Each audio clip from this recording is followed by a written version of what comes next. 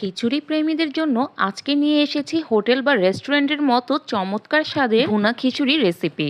আমরা হোটেল বা রেস্টুরেন্টের আচারিক চিকেন ভুনা খিচুড়িটা অনেকেই অনেক বেশি পছন্দ করি। আজকে সেই চিকেন ভুনা খিচুড়িটাই আপনাদের সাথে শেয়ার করব। এই খিচুড়িটা রান্না করা খুবই সহজ, আপনারা যে কেউই বাসায় তৈরি করে নিতে পারবেন। আজকের খিচুড়িতে আমি যা যা মশলা ইউজ করেছি তা যদি ঠিকঠাক মতো দিতে পারেন তাহলে খিচুড়ির স্বাদ একদম পারফেক্ট হোটেলের মতোই হবে। প্রথমে আমি ভুনা খিচুড়ির জন্য পোলার চাল নিয়েছি। এখানে আমি মেজারমেন্ট কাপের 2 কাপ পোলার চাল নিয়েছি। এবার চালটাকে ভালো মতো পানি দিয়ে ধুয়ে পরিষ্কার করে নেব। আমি 3 বার পানি চেঞ্জ করে চালটা ধুয়ে নিয়েছি। এবার আমি চালটাকে 1 ঘন্টার জন্য ভিজিয়ে রাখবো। চালটা যদি আগে থেকে ভিজিয়ে রাখেন সেক্ষেত্রে পোলাও বা খিচুড়ি খুব সুন্দর ঝরঝরে হবে। চালটা ভিজতে থাকুক, এইদিকে আমি খিচুড়ির জন্য ডালটাকে ভেজে নিব।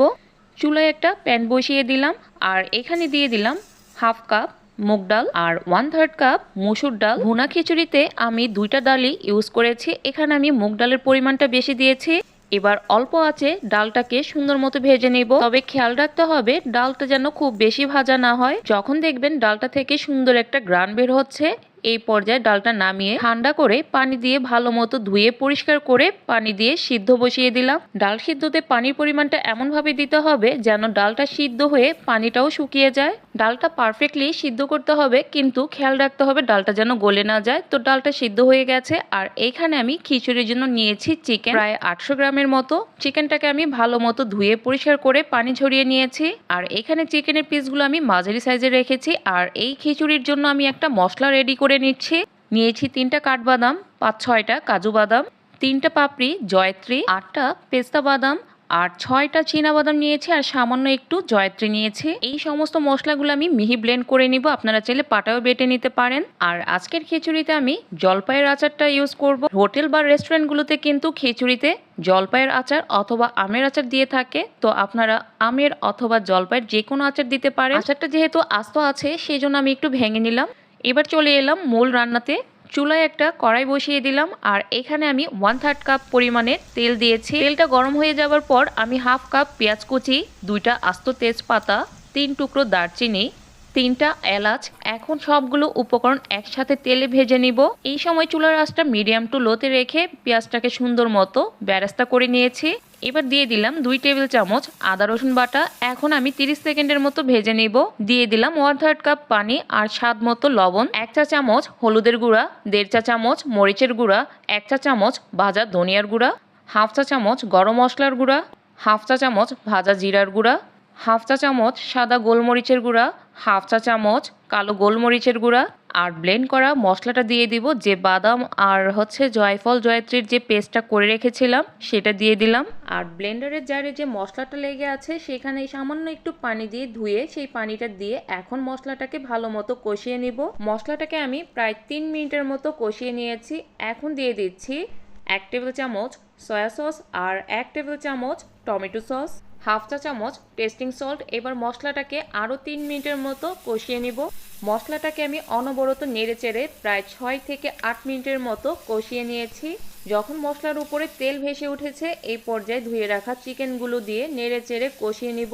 এই কষানোর মধ্যে আমি মাংসটাকে সিদ্ধ করে নিব, এখানে আর কোনো প্রকার পানি ইউজ করব না। এখন আমি ঢাকনা দিয়ে ঢেকে সিদ্ধ হতে দিয়ে দিলাম। প্রায় 2 মিনিট পর ঢাকনা তুলে নেড়ে দিচ্ছি। দেখেন অনেকটা কিন্তু পানি উঠে গেছে। আমি কিন্তু এখানে আলাদা করে কোনো প্রকার পানি ইউজ করিনি, চিকেন থেকেই যে পানিটা বের হয়েছে সেই পানি দিয়ে চিকেনটা সিদ্ধ হয়ে যাবে। এখানে আমি 1 চা চামচ কেওড়ার জল দিয়ে দিলাম।